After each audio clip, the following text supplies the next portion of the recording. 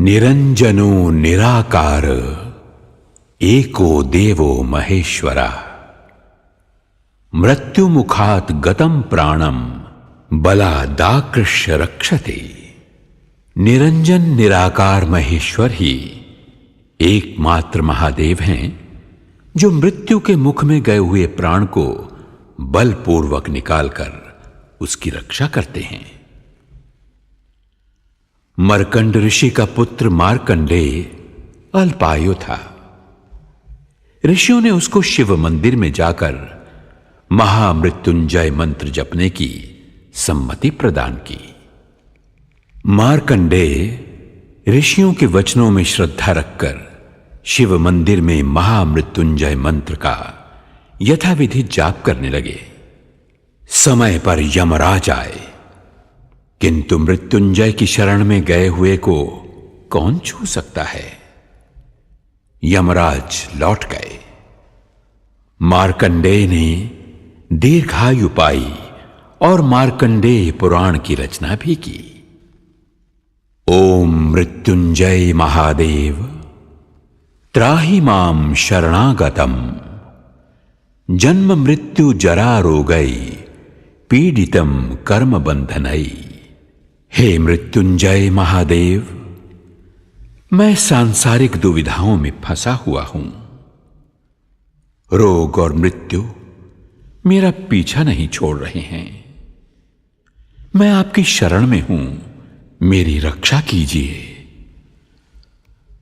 महामृत्युंजय मंत्र महामंत्र है, जिसके यथाविधि पारायण से व्यक्ति पापों से छूटकर सुख समृद्धि प्राप्त करता है। इस लोक में नाना प्रकार के कष्टों से, मृत्यु भय से मुक्त होकर संपत्ति रिद्धि सिद्धि प्राप्त करने का सरल उपाय महामृत्युंजय मंत्र ही है।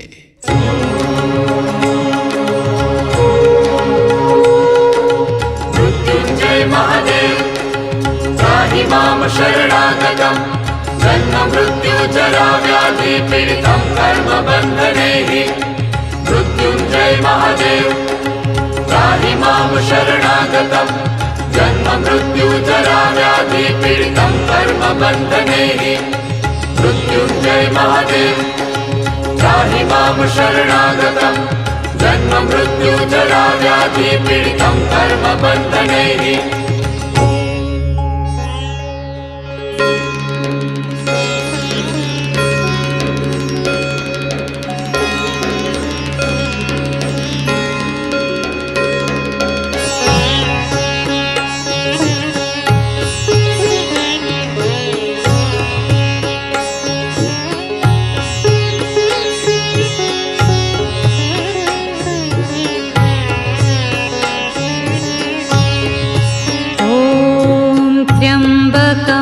यजामहे सुगन्धिं पुष्टिवर्धनम् उर्वारुकमिव बन्धनान् मृत्योर्मुक्षीयमामृतात्। ॐ त्र्यम्बकं यजामहे सुगन्धिं पुष्टिवर्धनम् उर्वारुकमिव बन्धनान् मृत्योर्मुक्षीयमामृतात्।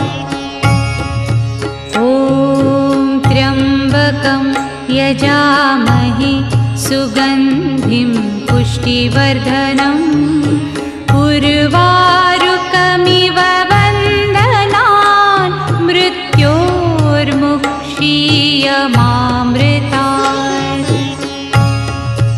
ॐ त्र्यम्बकं यजामहे सुगन्धिं पुष्टिवर्धनम् उर्वारुकमिव बन्धनान् मृत्योर्मुक्षीयमामृतात्।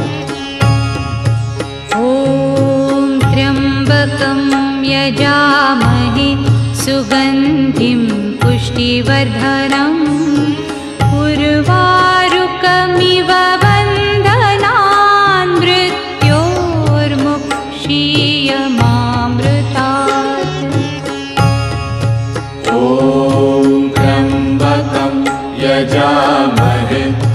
सुगन्धिं पुष्टिवर्धनम् उर्वारुकमिव बन्धनान् मृत्योर्मुक्षीयमामृतात्।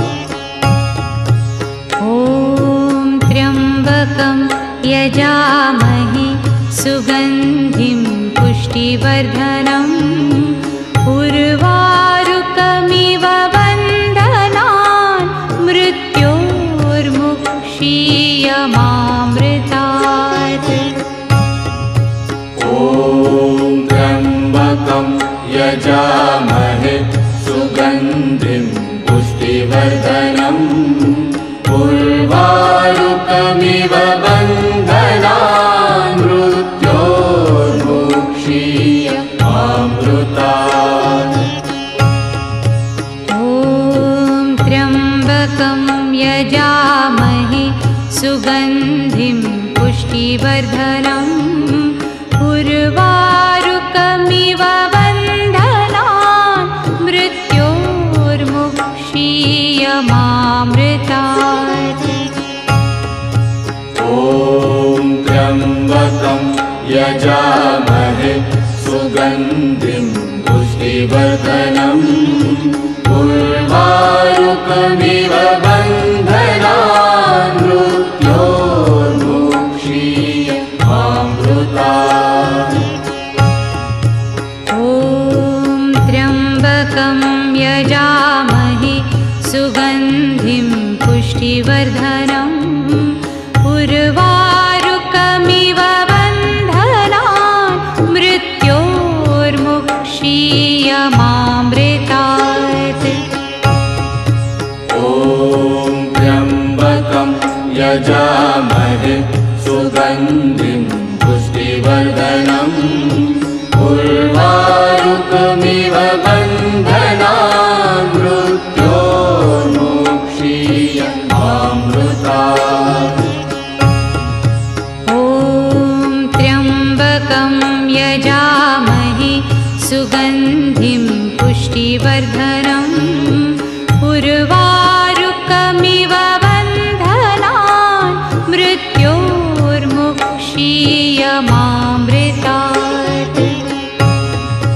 ॐ त्र्यम्बकं यजामहे सुगन्धिं पुष्टिवर्धनम् उर्वारुकमिव बन्धनान् मृत्योर्मुक्षीयमामृतात्।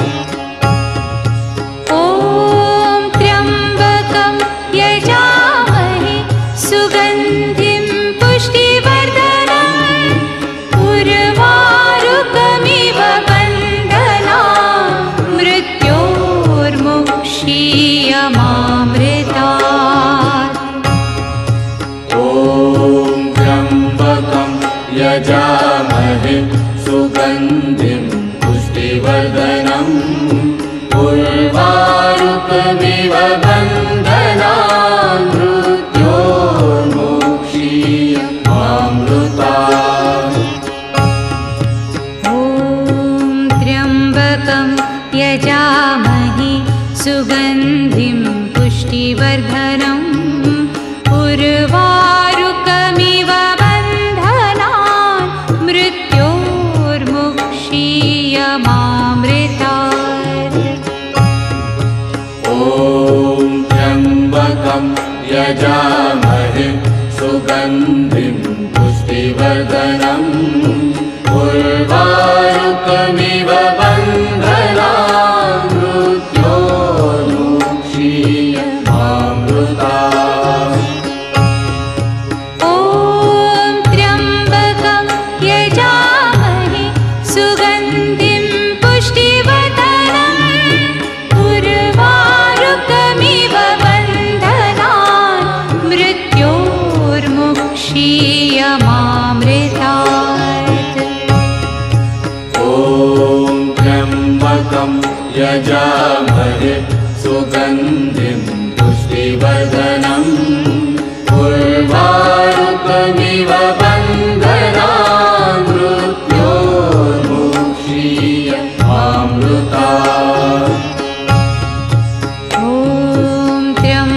त्र्यम्बकं यजामहे सुगन्धिं पुष्टिवर्धनम् उर्वारुकमिव बन्धनान् मृत्योर्मुक्षीयमामृतात् ॐ त्र्यम्बकं यजामहे सुगन्धिं पुष्टिवर्धनम् उर्वारुकमिव बन्धनान् मृत्योर्मुक्षीयमामृतात् ॐ त्र्यम्बकं यजामहे सुगन्धिं पुष्टिवर्धनम् उर्वारुकमिव बन्धनान् मृत्योर्मुक्षीयमामृतात् ॐ त्र्यम्बकं यजामहे सुगन्धिं पुष्टिवर्धनम् उर्वारुकमिव बन्धनान् मृत्योर्मुक्षीयमामृतात् ॐ त्र्यम्बकं यजामहे सुगन्धिं पुष्टिवर्धनम् उर्वारुकमिव बन्धनान् मृत्योर्मुक्षीयमामृतात् ॐ त्र्यम्बकं यजामहे सुगन्धिं पुष्टिवर्धनम् उर्वारुकमिव बन्धनान् मृत्योर्मुक्षीयमामृतात् ॐ त्र्यम्बकं यजामहे सुगन्धिं पुष्टिवर्धनम् उर्वारुकमिव बन्धनान् मृत्योर्मुक्षीयमामृतात् ॐ त्र्यम्बकं यजामहे सुगन्धिं पुष्टिवर्धनम् उर्वारुकमिव बन्धनान् मृत्योर्मुक्षीयमामृतात् ॐ त्र्यम्बकं यजामहे सुगन्धिं पुष्टिवर्धनम् उर्वारुकमिव बन्धनान् मृत्योर्मुक्षीयमामृतात् ॐ त्र्यम्बकं यजामहे सुगन्धिं पुष्टिवर्धनम् उर्वारुकमिव बन्धनान् मृत्योर्मुक्षीयमामृतात् ॐ त्र्यम्बकं यजामहे सुगन्धिं पुष्टिवर्धनम् उर्वारुकमिव बन्धनान् मृत्योर्मुक्षीयमामृतात् ॐ त्र्यम्बकं यजामहे सुगन्धिं पुष्टिवर्धनम् उर्वारुकमिव बन्धनान् मृत्योर्मुक्षीयमामृतात्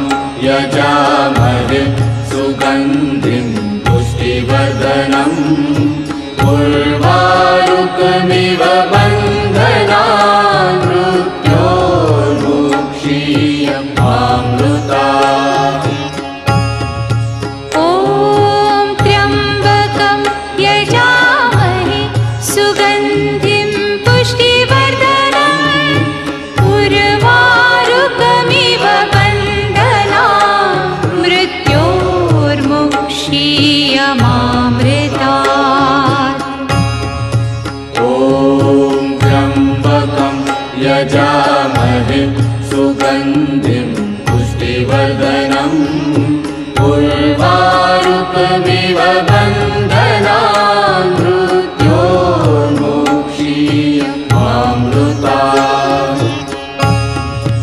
ॐ त्र्यम्बकं यजामहे सुगन्धिं पुष्टिवर्धनम् उर्वारुकमिव बन्धनान् मृत्योर्मुक्षीयमामृतात्। ॐ त्र्यम्बकं यजामहे सुगन्धिं पुष्टिवर्धनम् उर्वारुकमिव बन्धनान् मृत्योर्मुक्षीयमामृतात्। ॐ त्र्यम्बकं यजामहे सुगन्धिं पुष्टिवर्धनम् उर्वारुकमिव बन्धनान् मृत्योर्मुक्षीयमामृतात्। ॐ त्र्यम्बकं यजामहे सुगन्धिं पुष्टिवर्धनम् उर्वारुकमिव बन्धनान् मृत्योर्मुक्षीयमामृतात्। ॐ त्र्यम्बकं यजामहे सुगन्धिं पुष्टिवर्धनम् उर्वारुकमिव बन्धनान् मृत्योर्मुक्षीयमामृतात्।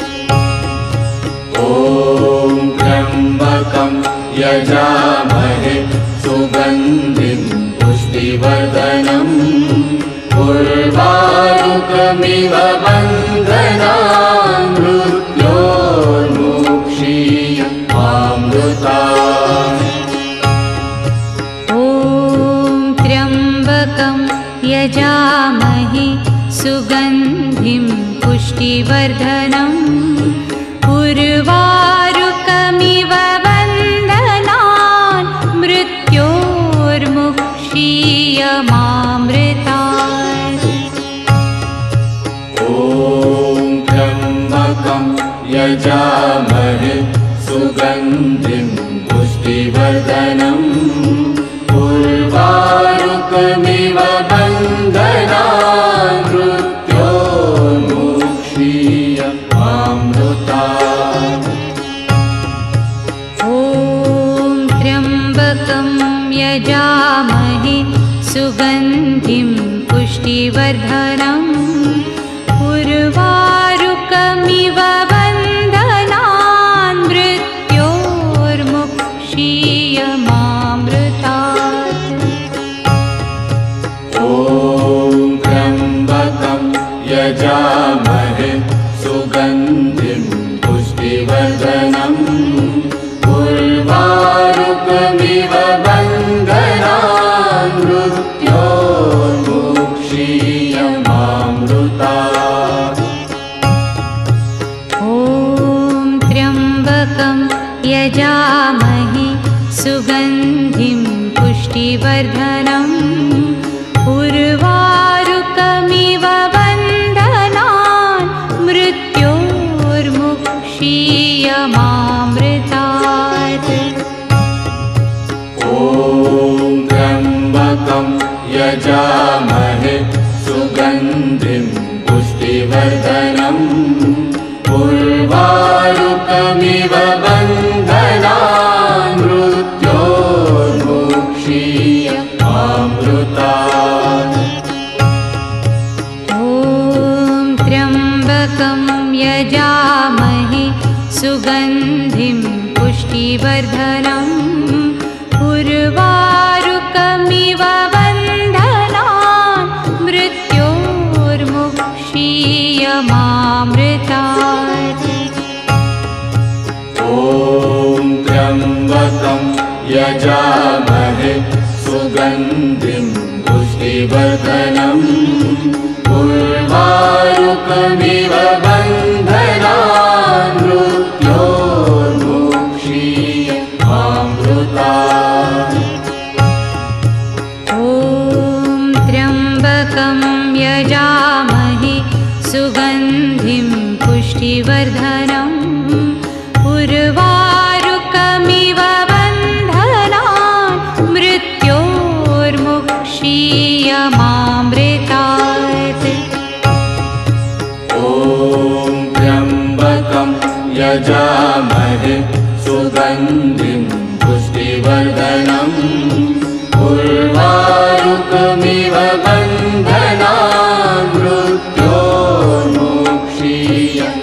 मृत्योर्मुक्षीयमामृतात् ॐ त्र्यम्बकं यजामहे सुगन्धिं पुष्टिवर्धनम् उर्वारुकमिव बन्धनान् मृत्योर्मुक्षीयमामृतात् ॐ त्र्यम्बकं यजामहे सुगन्धिं पुष्टिवर्धनम् उर्वारुकमिव बन्धनान् मृत्योर्मुक्षीयमामृतात् ॐ त्र्यम्बकं यजामहे सुगन्धिं पुष्टिवर्धनम् उर्वारुकमिव बन्धनान् मृत्योर्मुक्षीयमामृतात् ॐ त्र्यम्बकं यजामहे सुगन्धिं पुष्टिवर्धनम् उर्वारुकमिव बन्धनान् मृत्योर्मुक्षीयमामृतात् ॐ त्र्यम्बकं यजामहे सुगन्धिं पुष्टिवर्धनम् उर्वारुकमिव बन्धनान् मृत्योर्मुक्षीयमामृतात् ॐ त्र्यम्बकं यजामहे सुगन्धिं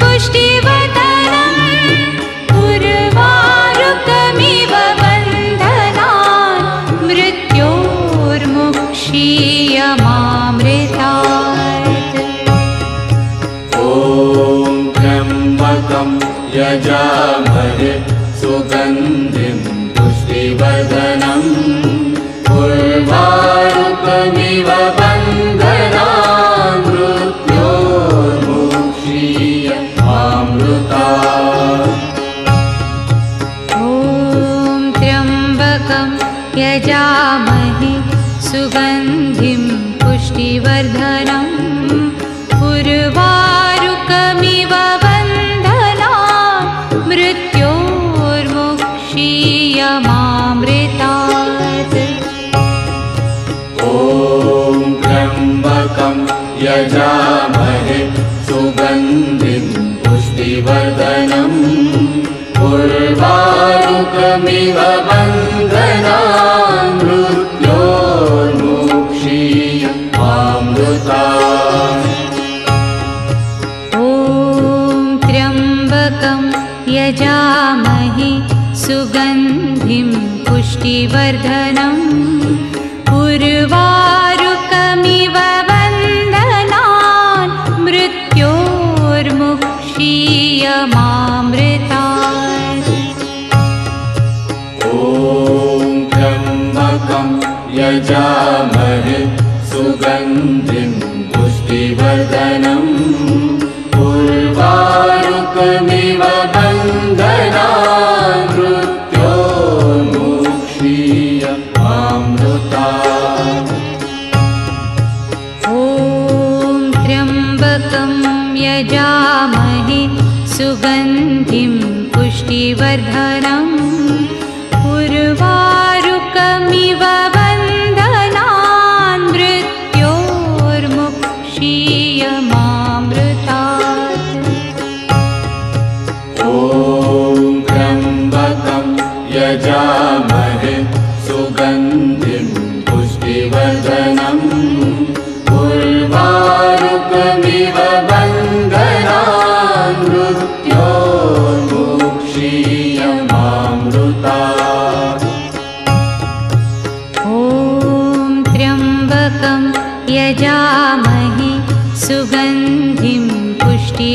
पुष्टिवर्धनम् उर्वारुकमिव बन्धनान् मृत्योर्मुक्षीयमामृतात्। ॐ त्र्यम्बकं यजामहे सुगन्धिं पुष्टिवर्धनम् उर्वारुकमिव बन्धनान् मृत्योर्मुक्षीयमामृतात्। ॐ त्र्यम्बकं यजामहे सुगन्धिं पुष्टिवर्धनम् उर्वारुकमिव बन्धनान् मृत्योर्मुक्षीयमामृतात्। ॐ त्र्यम्बकं यजामहे सुगन्धिं पुष्टिवर्धनम् उर्वारुकमिव बन्धनान् मृत्योर्मुक्षीयमामृतात्।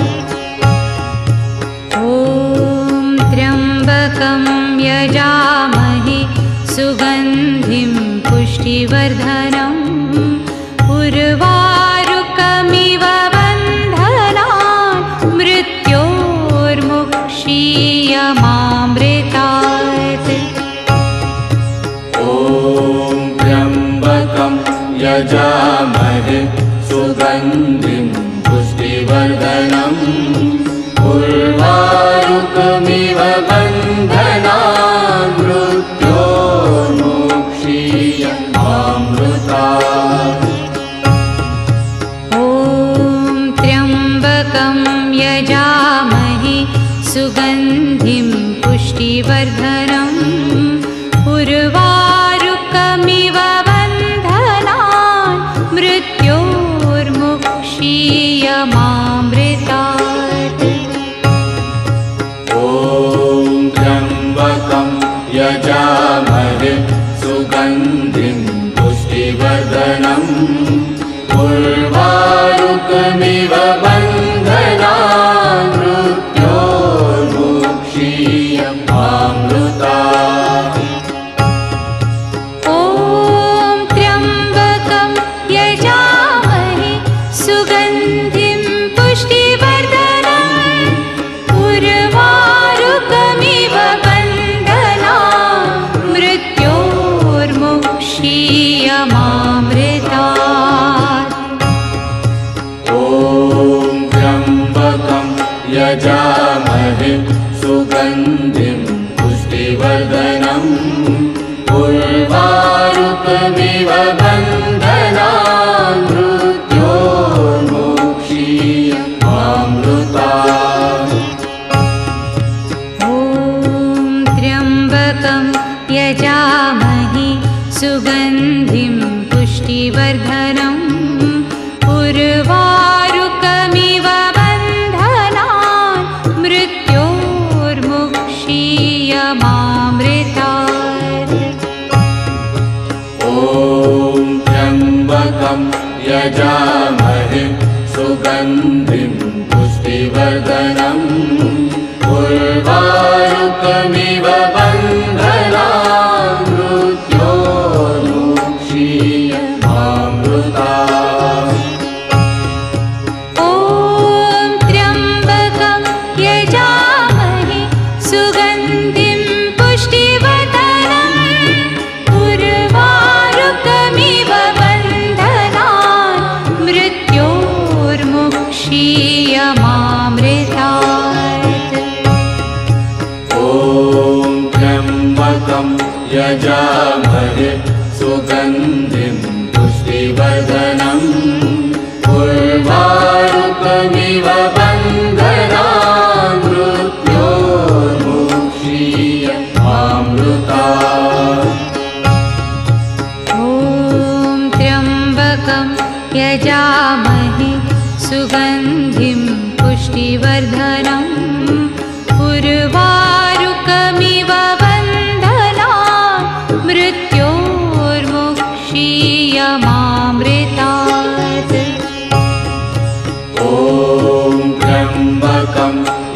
यजामहे सुगन्धिं पुष्टिवर्धनम् उर्वारुकमिव बन्धनान् मृत्योर्मुक्षीयमामृतात्।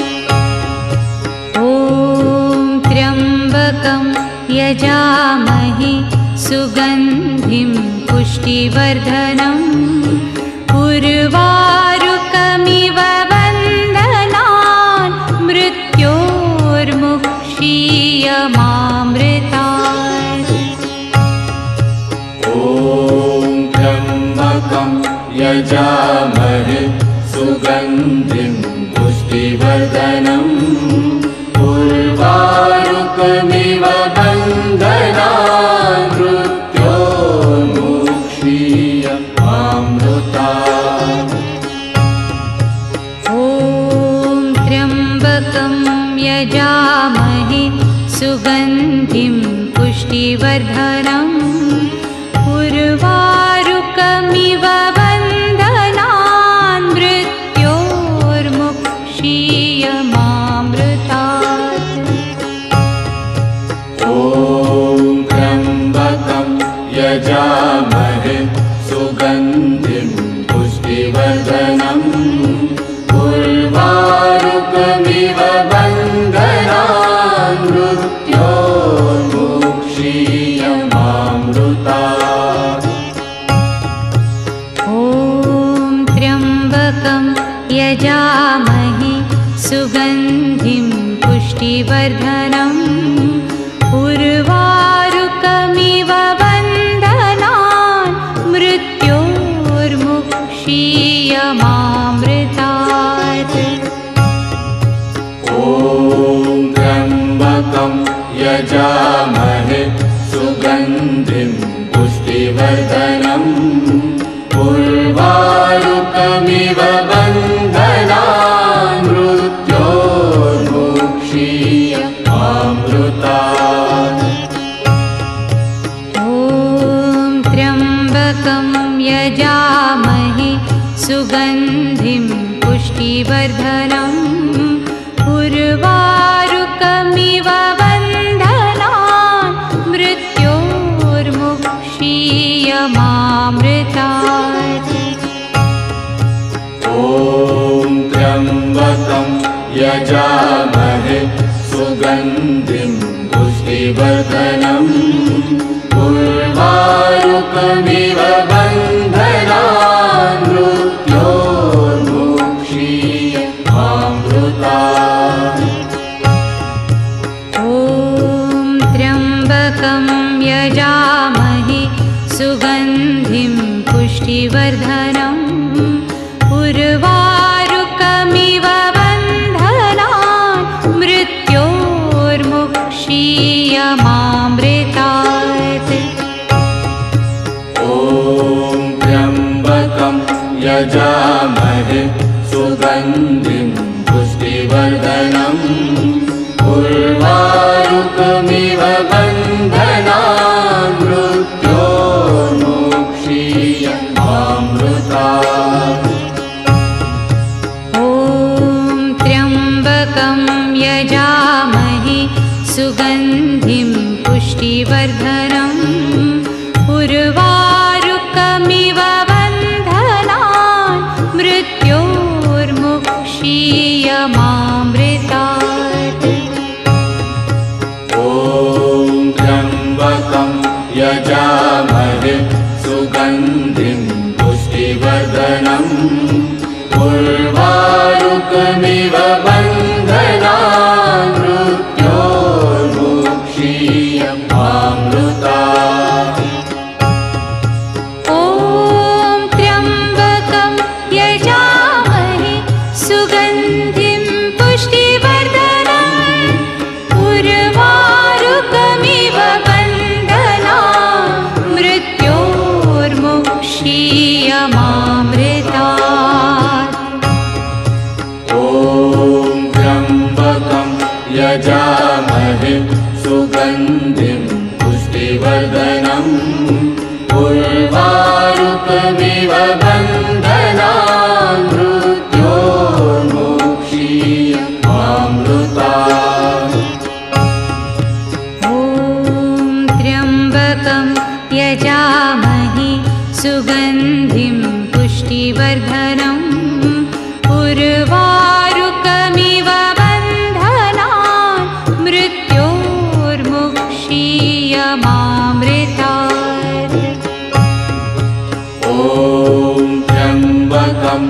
यजामहे सुगन्धिं पुष्टिवर्धनम् उर्वारुकमिव बन्धनान् मृत्योर्मुक्षीयमामृतात्।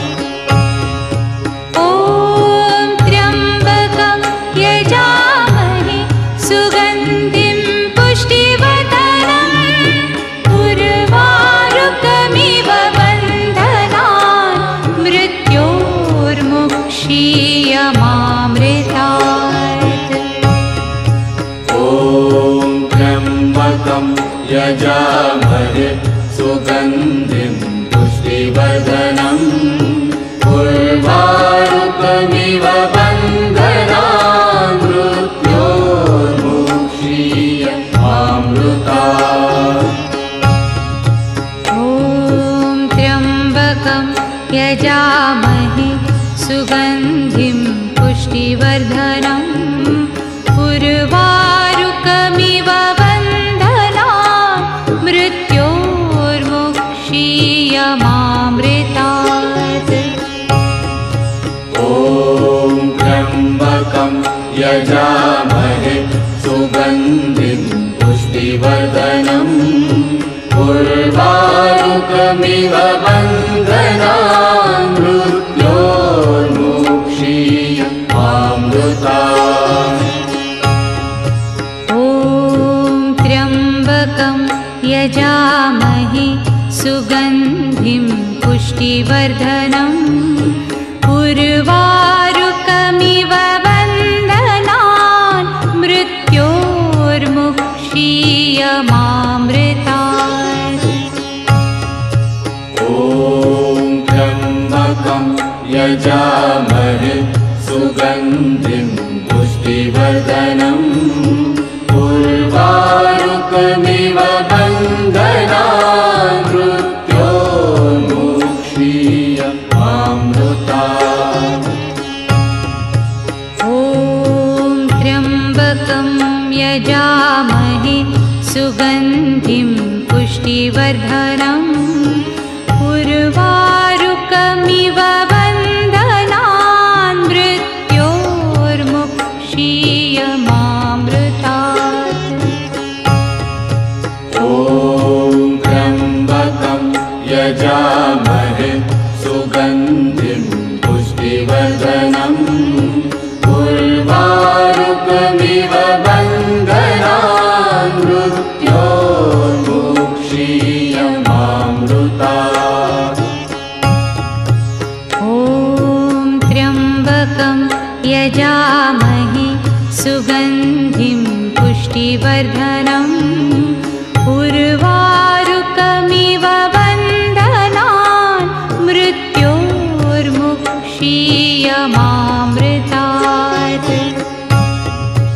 ॐ त्र्यम्बकं यजामहे सुगन्धिं पुष्टिवर्धनम् उर्वारुकमिव बन्धनान् मृत्योर्मुक्षीयमामृतात्।